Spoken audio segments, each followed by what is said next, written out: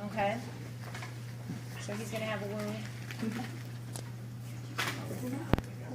Okay. Now again, I would have gone through all of the procedure with the gowns and gloves and everything and have everything prepared. And now I'm going to actually do the wound dressing. Now it's a sterile process. So we're going to actually have to put the gauze to cover the entire wound, and then we use the wrap to then secure that. Okay. Anytime that wound is visible, now I have to be very cautious about what I'm touching. Okay, so the sterile gloves are fine, the sterile gauze is fine, the sterile wrap is fine. Once I've got that covered, now we're just basically at clean. Okay, so it's not a sterile thing anymore, because the last thing I put on is actually the Surgilast, and this is obviously not sterile, it's just clean. Okay, but at that point, my gloves touch this. They can no longer touch sterile and think it's sterile again. So let's say the gauze undid. Well, I can't now just go back and do that with the gauze with my gloves, because my gloves are no longer sterile. Okay, so just be wary of when you've decided your gloves are no longer sterile. So again, I have gloves on. I'm going to just take my gauze and make sure that I've covered that.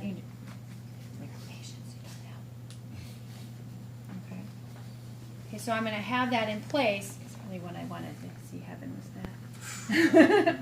Okay, so what happens now? Denzo. Stick it right on there.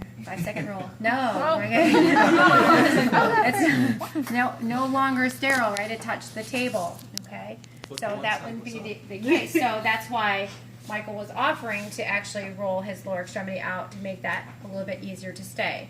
Now, maybe that's not possible for the patient, in which case I'm going to have to hold that while I'm doing all of this at the same time. So we're going to cheat right now. Okay. Okay. You would have to ask the patient, though. You Yes. Would say, hey, I need you to, Yes. Can you actually rotate your leg?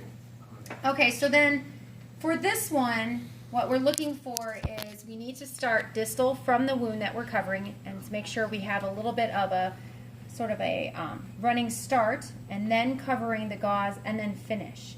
We want to make sure that there are no absolute circles around that extremity. That is a tourniquet, in which case you're cutting off circulation for this person, okay, past that circle. So what we need to see is a crisscross X pattern running up this gauze. Now it may be right in the front, or it might be in the back. Wherever it lands up, you should actually see it alternating sides, okay? We're going to do this from distal to proximal to also work on the fact that we're trying to promote that edema back to the heart, okay? So we want to, oh, here's another strategy for rolling. We roll with the gauze like this, not like this. So it actually rolls on him, okay? The first piece is going to be on an angle.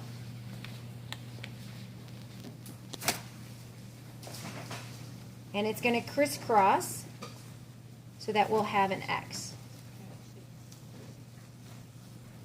And it will go straight, and then it will go on an angle downward.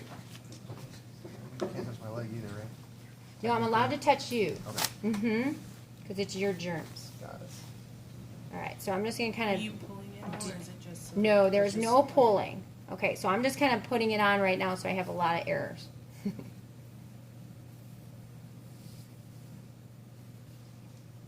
That's all. Okay, so some things that are not okay. No, I actually didn't do a circular one. I should have.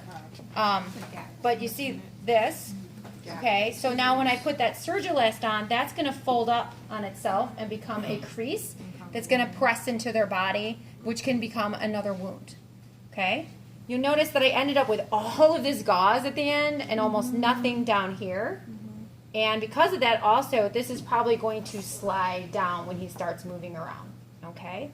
There's also little points in time where I didn't actually make it flush, and so there's hidden creases as well. Like you can actually see them in here.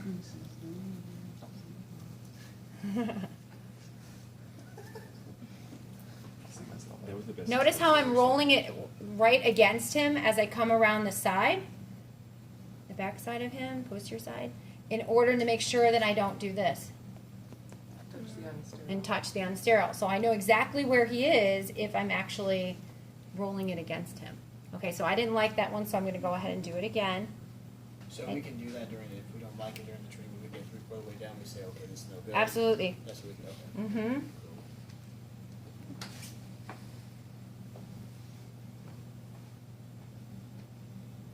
So we crisscross and straight, and then we're gonna crisscross on the way back.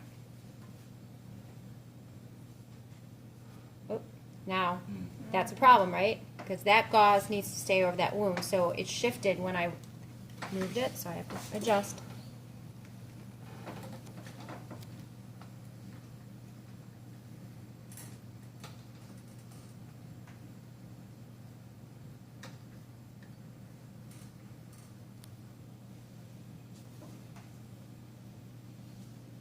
Didn't tell if that was Band-Aid. Is that you? Crisscross, then straight across. Then crisscross.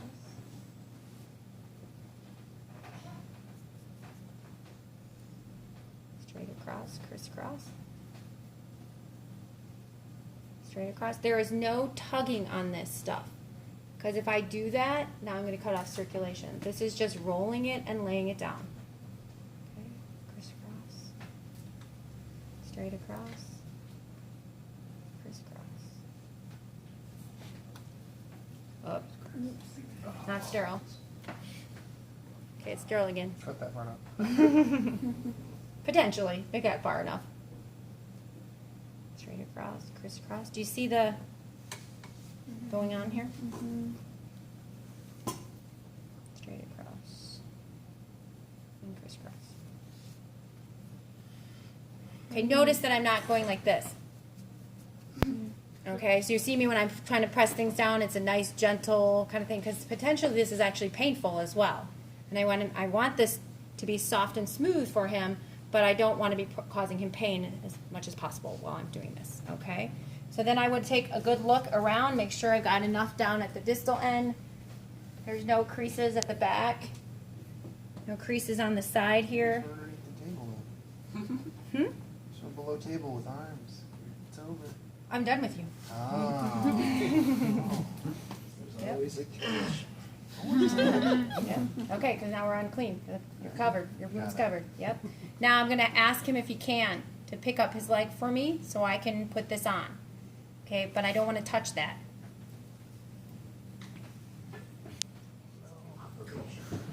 Yeah. Okay. Straight raise.